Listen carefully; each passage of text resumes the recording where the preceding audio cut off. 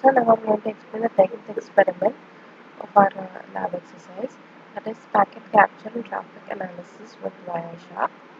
Over here the objective in this exercise to analyze the layered structure of network protocols using a web browsing example. Here I have taken Wireshark and I have chosen Wi-Fi and I have started the interface here.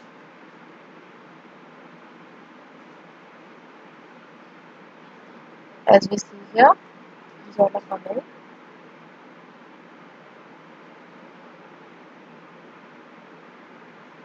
Here I've got my own packets and the packets keep running, the display, the packets are getting displayed.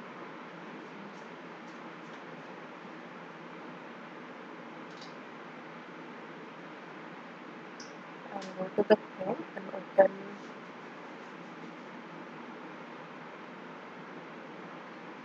something.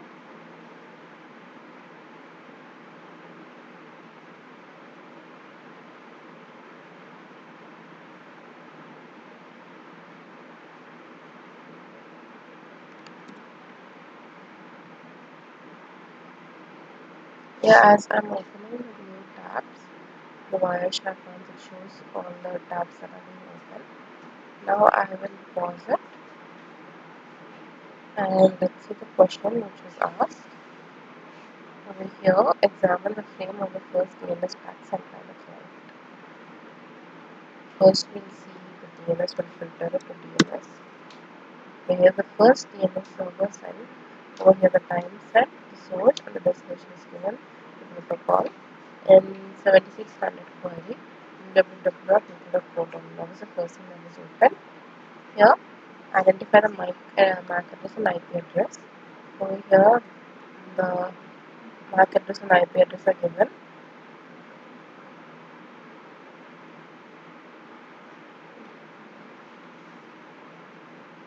Over here are given. Now next, what is the content type in the Ethernet frame? That is IP version 4. Over here, that is being used over here.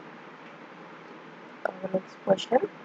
Examine the IP header for the first DNS packet sent by the client. If in the IP header for the first DNS packet, what is the header length? What is the total packet length? This is the first one that's given over here. It's 76 bytes capturing wire. The port number is 53. And here that is what is captured. The total number is 62. Identify the protocol type field. What is the number type of the protocol in the payload? Over here, the protocol that is used is UDP as it is known. Next question. Examine the UDP header of the first DNS packet sent by the that is identify the client port number and server well-known port number. What type of application there is it. Here as we see it's a DNS server and here the length is 76 is given here, and if you see here the port number is 53 and it's a user data protocol. The next question is to confirm the length field in the UDP header is consistent with the IP header layer information. The user data protocol given for us is 53, that is source port, destination, and the length is given here. And the internet protocol IPv version 4, the source and destination are given, and the header length is 25, and differentiate services field, total length is 62. Examine the DNS query message of the DNS packet sent by the client. What fields indicate the message is a query or a response? As it is given here, this in the info panel, here it's given as standard query. It identifies the info response. What information is carried out in the body of the query? It's carried out the body of the query, and for the transaction flags are the questions and the answers that are answered.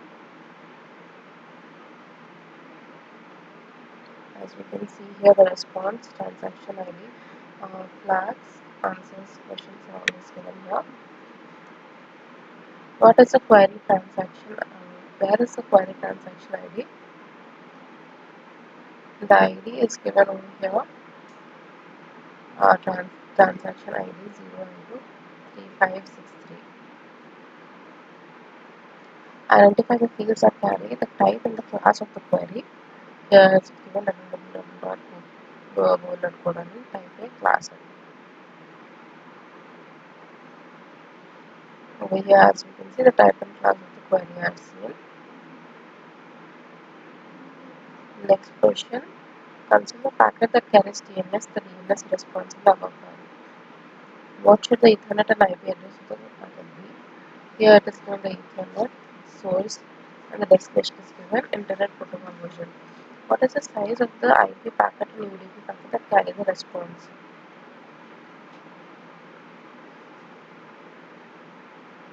As we can see, here the size is being given that will carry the response.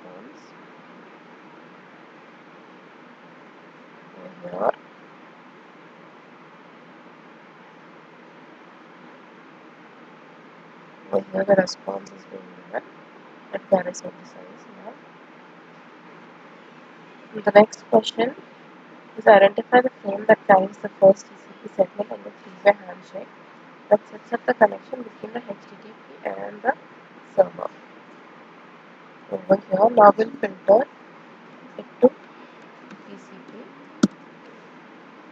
Now we can see all the TCP protocols. Over here, the question is what source Ethernet and IP address do you expect in the segment? The answer is Ethernet for source, and here the destination is given. Internet protocol version 4, source and destination. What is the length of the TCP segment? The length of the TCP segment is given over here.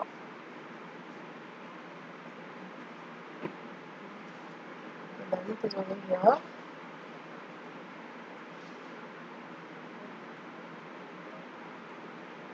What is the initial sequence number for the segments from the client to the server? Over here it's given sequence equals to 0. As we can see here, the sequence acknowledgement window, then 0. The next question, what is the initial window size? What's the maximum segment size? Window size and segment size is given here. Find the hex character that contains this synchronous flag bit. Over here it is given. As you can see here.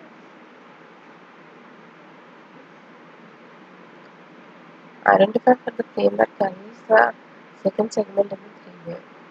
How much time elapsed between the capture of the first and second segment?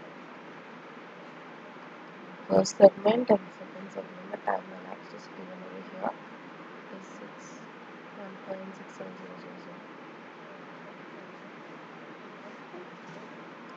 Before examining the capture packet, specify the values of the following fields: source and destination address in the field of the Ethernet frame.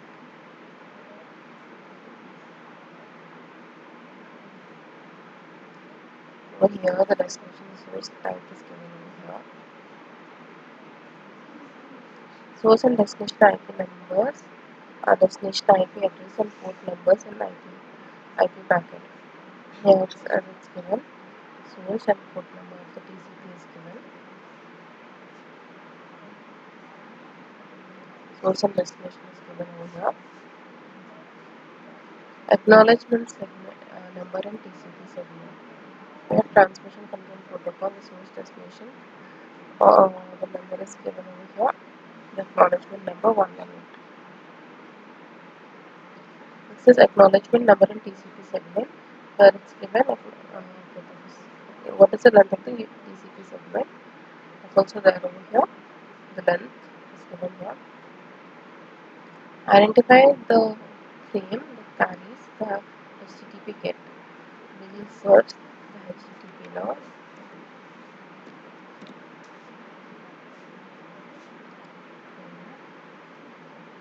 Over here, as we can see, examine the flag that's in the TCP header. Can you find the flag? Why two flags are set here? It's given. What are the lengths of the TCP server and payload? Is the length. Using Wireshark capturing the ping tool and examining CVEs in the ICMP. CMP.